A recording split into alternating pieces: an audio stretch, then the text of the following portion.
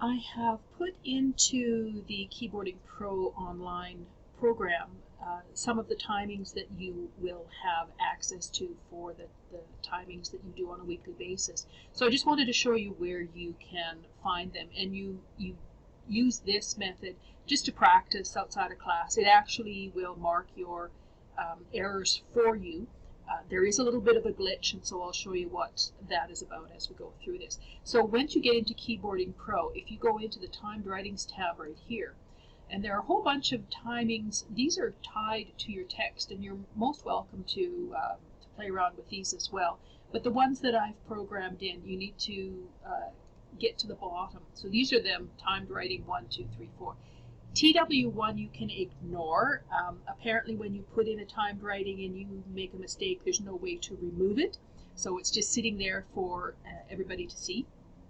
So there are 15 timed writings, and these are the ones that when you go in and look in the folder, it's timed writing 1, timed writing 2, etc.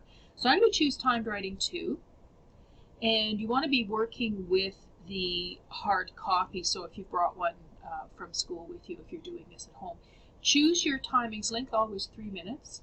Your source is going to be the entire paragraph. Your diagnostic you want to keep on. Definitely keep on backspace allowed. It's always a good thing, I think, to backspace if you're really comfortable with it, and if you're not backspacing, I don't know, up to the previous line. The one thing that I will turn off is the beep every 15 seconds, because I find that a little bit annoying. And so once you've made your choices there, click on Close, and you get this little instruction dialog box. Key as quickly as you can while still maintaining good control. 3 minutes. If you completed the timing before time is up, repeat the timing. I can tell you that if you have repeated this timing after 3 minutes, you are keying at more than 100 words a minute. So good on you. But yeah, okay. So I'm going to click on Close, and it tells me errors allowed are 6. You can just ignore that. That's just part of the program.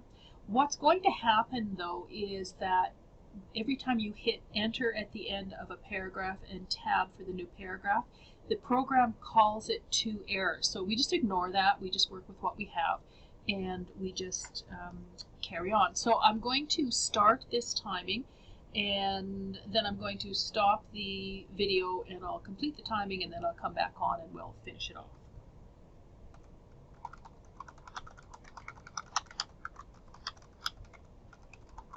And of course, you're just spacing once after a period.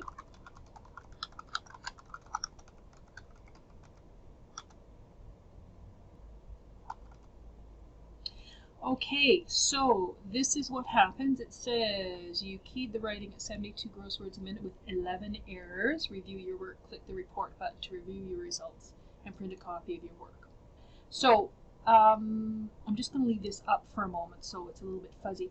So here is where 2, 4, 6 of the errors would be. They would be, as I mentioned before, every time you hit enter and then tab, that's 2 errors there. So that's 2, 4, 6 errors. And I obviously have some other errors there. I have one there, and I have one there, and there, and there, and there. So I have 1, 2, 3, 4, 5 errors.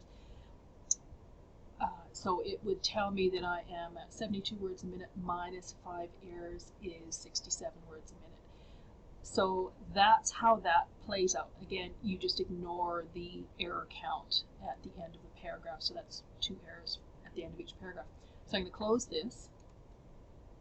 So now I can choose to repeat the writing, tap yes, or I can say not repeat the writing, tap no, and then go on and do a different one or whatever. It's whatever works for you. But that's basically how the little pre-programmed timings work.